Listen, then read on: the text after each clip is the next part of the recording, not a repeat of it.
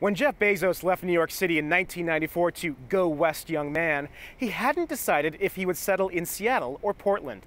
Along the way, he wrote the business plan for Amazon.com, and the rest is as much internet history as it is Seattle's latest global success story. Now Bezos seeks to inspire the next generation of visionaries here at the Museum of History and Industry, MOHI. It's an ideal location. Right here on Lake Union, Bill Boeing pioneered commercial aircraft at the turn of the 20th century. Bill Gates launched a software empire less than 20 miles away. And a few hundred yards from here, where I stand, Bezos continues to grow Amazon, even as he invests in space travel, journalism, and social technologies.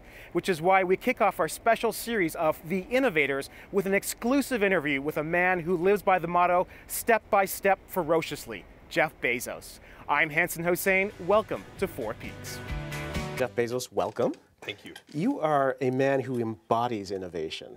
So what place does innovation actually have in a museum that wants to archive it? I mean, how do you inspire the kind of innovation you'd like to see in the world?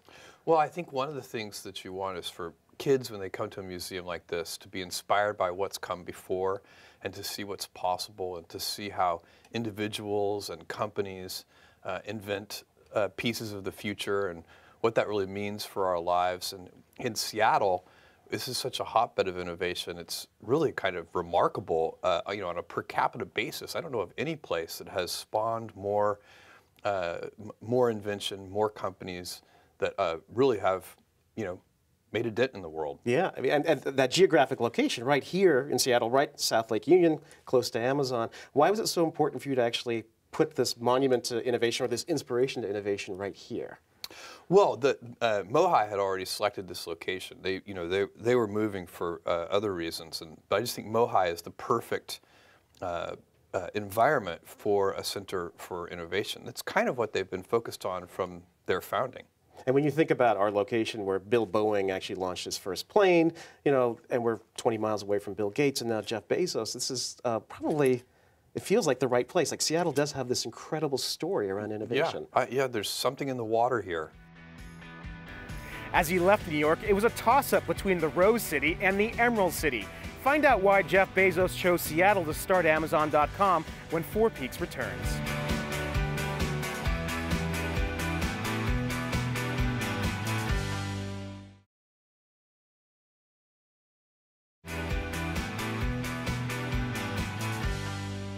Well, I love that legend. I don't know if it's legend or not, but you were in the car with your wife driving across the United States, and you were doing the business plan as you were going there. Could you almost feel the pull of go west, young man? Absolutely. In fact, I had not made the final decision. By the time the movers came and collected our stuff to take it from New York City to Seattle, I was still deciding between Seattle and Portland. Oh. And so I just told them, well, just get started heading west. And I'll let you know in a few days whether you should go to Seattle or Portland. So what was the deciding factor? Well, the deciding factor was that Seattle is a little bit bigger. And so I looked at the number of flights per week in the Seattle airport. And at that time, I think it was 3,000 flights a week coming out of Seattle and 1,000 flights a week coming out of Portland. And so there are just a lot of little things that in a bigger city are a tiny bit easier. You mentioned that you wanted innovation to inspire this next generation. Why is it important to you? Why is it so important to you personally to make that happen? Well, I think, I was a very lucky kid. I was inspired by invention and self-reliance from a number of different people and from, even watching the Apollo program as a little boy. And I think when little kids get inspired, you never know what might happen. It's a big deal, and everything about our society gets better over time. I really do believe that. I'm an optimist. The myth of the good old days is usually just that, a myth. We have better medicine than we've ever had before. Everything, all of that is invention. It's people figuring out antibiotics. It's people figuring out new kinds of biomedicines, biotechnology. It's things that have been figured out with the kind of communication that we have, the freedom of speech we have now with the internet. There's so many things that are getting better, and a lot of that is powered by invention. Is there a particular methodology to that? Because I think that's really important, especially for young people, to actually do that self-assessment and find that passion. Do you have any advice? I think that I think many kids and many grown-ups do figure out over time what their passions are. And sometimes we let I don't think it's that hard. I think what happens though sometimes is that we let our intellectual selves overrule those passions. And so that's what needs to be guarded against. Kids are very good about knowing what their passions are. I love that, because I think I've seen you describe this way, that you've always maintained that sense of wonder. I think that's what kids have, but we lose it somehow along the way. Yes, everybody, it's a gift if you can keep your childlike sense of wonder. And it helps with creativity, it helps to have fun. You laugh more and play more if you keep that childlike sense of wonder. So Bill Boeing, Bill Gates, Jeff Bezos, if you looked at what you've brought and the legacy of innovation, how would you describe that? Well, I think what I would hope Amazon's legacy would be is Earth's most customer-centric company. What we have always wanted to do is raise the standard for what it means to be customer-centric to such a degree that other organizations, whether they be other companies or whether they be hospitals or government agencies, whatever the organization is, they should look at Amazon as a role model and say, how can we be as customer-centric as Amazon? Even competitors, I imagine, right? Hopefully competitors as well. But if we could make, if that could be our legacy, that we kind of raise the general idea of what it means to be customer-centric, that would be a huge accomplishment. It would be accomplishing a mission that's much bigger than ourselves. Harvard Business Review called you recently the most successful living CEO. Steve Jobs obviously was listed as well. What does that mean to you as you consider your own leadership style? Well, I think if you look at the big ideas at Amazon, what we're really focused on is thinking long-term, putting the customer at the center of our universe, and inventing. Those are the three big ideas, and they work well together. I don't think that you can invent on behalf of customers unless you're willing to think long-term, because a lot of invention doesn't work. If you're going to invent, it means you're going to experiment, and if you're going to experiment, it means you're going to fail, and if you're going to fail, you have to think long-term. So these three ideas, customer centricity, long-term thinking, and a passion for invention, those go together. That's kind of the Amazon cocktail. That's how we do it, and by the way, we have a lot of fun doing it that way. That long-term thinking especially is what I find so powerful, because you have been known to be somebody who is going to plant seeds and just wait. How do you deal with the pressure of, say, Wall Street, or you have a dot-com crash? I've never seen you panic. You stay the course and you sort of stick to your script. How do you do that, and how do you advise us to sort of internalize that as well as a strategy? Well, I think that if you're straightforward and clear about the way that you're going to operate, then you can operate in whatever way you choose. And we don't even take a position on whether our way is the right way. We just claim it's our way. But Warren Buffett has a great saying along these lines. He says, you can hold a ballet, and that can be successful. And you can hold a rock concert, and that can be successful. Just don't hold a ballet and advertise it as a rock concert. And so you need to be clear with all of your stakeholders with, are you holding a ballet or are you holding a rock concert? And then people get to self-select in. We hire people who are really motivated by building new customer experiences. They like to pioneer. They like the rate of change. They wake up in the shower motivated by thinking about customers. And occasionally somebody joins Amazon who their primary motivation comes from thinking about competition or competitors. And those people can find Amazon a little dull. Again, it's not about right or wrong. It's just that different people are motivated by different things. And what happens with corporate cultures is that over time, people collect themselves in a way where they like that culture, and then it becomes self-sustaining.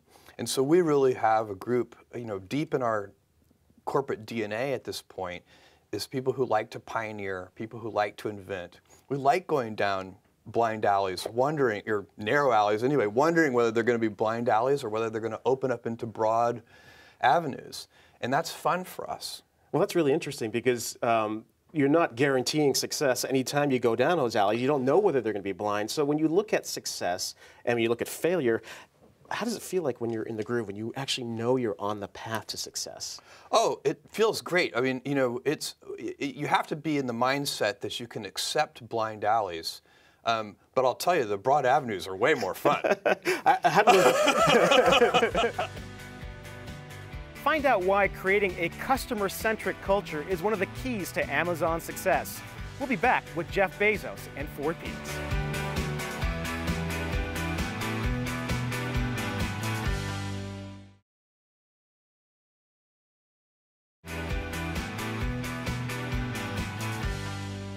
We're back at the Museum of History and Industry, home to the new Bezos Center for Innovation. Let's return to my conversation with Jeff Bezos. Is there a particular recipe that you have in terms of how you actually innovate in that collaborative culture? I think I don't think there's a particular recipe, but there are elements of what we do that I think help. So one of them is that inside our culture, we understand that even though we have some big businesses, new businesses start out small. And so, you know, it would be very easy for, say, the person who runs our U.S. books category to say, why are we doing these experiments with things? I mean, you know, that generated, you know, a tiny bit of revenue last year. Why don't we instead focus those resources and that, you know, all that brain power on the books category, which is a big business for us. And instead, that would be a natural thing to have happen. But instead, inside Amazon, you know, when a new business, you know, reaches some small milestone of sales, email messages go around and everybody's, you know, giving virtual high fives for reaching that milestone. And I think it's because we know from our past experiences that big things start small.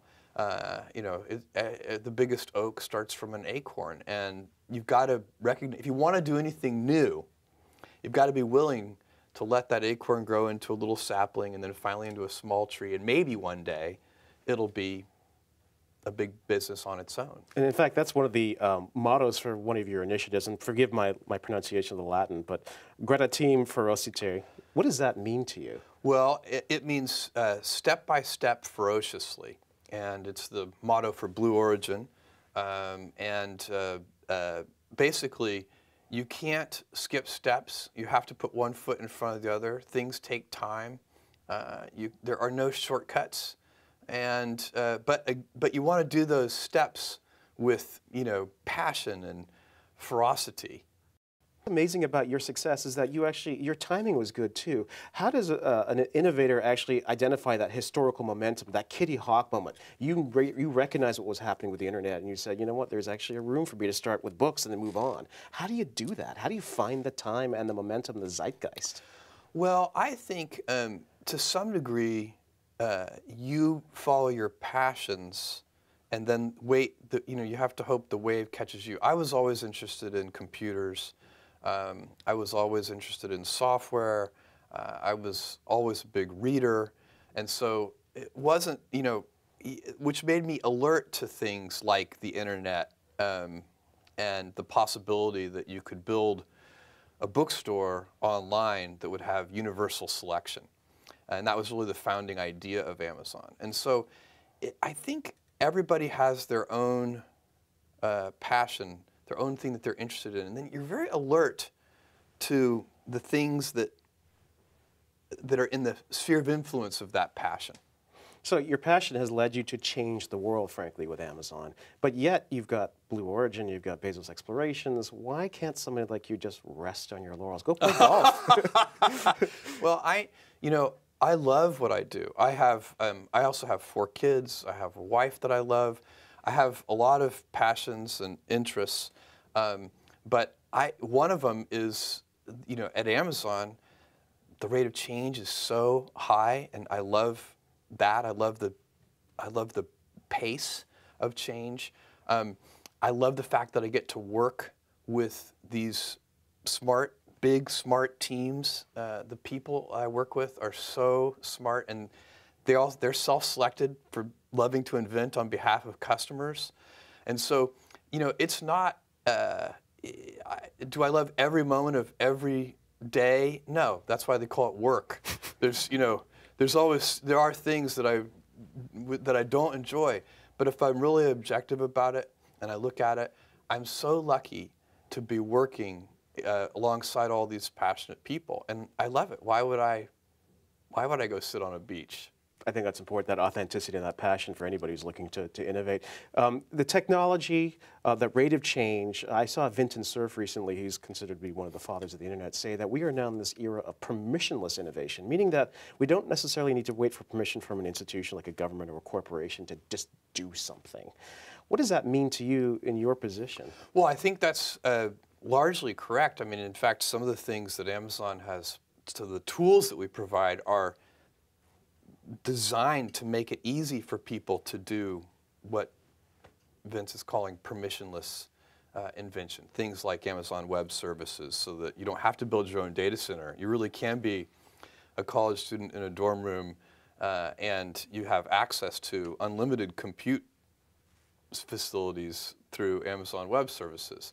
Same thing with Kindle Direct Publishing and a platform for publishers. There are no gatekeepers. It's self-service. You know, if you've gotten 37 rejection letters, try it yourself. That's what I did. Thanks to you. You know, and then there are other things where I think the scale is such that you do need, you know, big capital. You know, I mentioned earlier, but you're not going to, you know, build a brand new carbon fiber plane like the 787 without the resources of a Boeing. So you know that you're not going to do in your dorm room. You're not going to invent Kindle in your dorm room either. To build a consumer electronics device like Kindle and to pull all the books together for it and so on, that's a big team effort. Many hundreds of people, you know, working over a number of years. So some things are still, you know, require big teams, lots of resources, many years to pull together, and those are very important innovations too. But he's right that we're on a trend line where every passing year, more powerful things can be done by small teams. And that's interesting because scale and size matter. You mentioned the two pizza meetings, but the danger is if somebody is successful as you, Amazon being successful, you have potentially a lumbering giant. How do you remain nimble? Because there is somebody in their dorm room who could eat you up for lunch the next day. You know, my belief on this is, first of all, that's completely correct, and you can never assure anybody that that can't happen. But I think if you have a customer-centric culture, that cures a lot of ills, because we wake up, let's say you're the leader in a particular arena, if you're competitor focused and you're already the leader, then where does your energy come from? Whereas if you're customer focused and you're already the leader, customers are never satisfied. So if you're customer focused, you're always waking up wondering, how can we make that customer say wow? How can we, you know, our energy, our passion, we want to impress our customers. We want them to say, wow. And that accountability really matters to you as well. You're Absolutely. very accountable to your customers. We love it. You know, it's that kind of divine discontent comes from observing customers and noticing that, you know, things can always be better. When you look at education, I mean, Amazon has this incredible technology. Is there ways to sort of turn Amazon's technology towards helping sort of the educational challenges that we face in this country right now? Yeah, I think there are. And in fact, we're doing some things with Kindle now. We have something called Whispercast, which lets schools manage fleets of Kindles. But I think that's just the tip of the iceberg. I think that we are, if you look at things like the Khan Academy and some of the other things out there on the horizon, I think there is a real chance that technology may ultimately fulfill its promise of helping with education. I think people have hoped for that for a long time, and it hasn't really ever come to fruition, not in a big way. But I'm still very optimistic that that may happen, and in fact, maybe some of the kids who visit Mohi will be the ones who will really figure it out. Where in Seattle does Jeff Bezos go to clear his head, and what's his favorite snack? We'll be right back.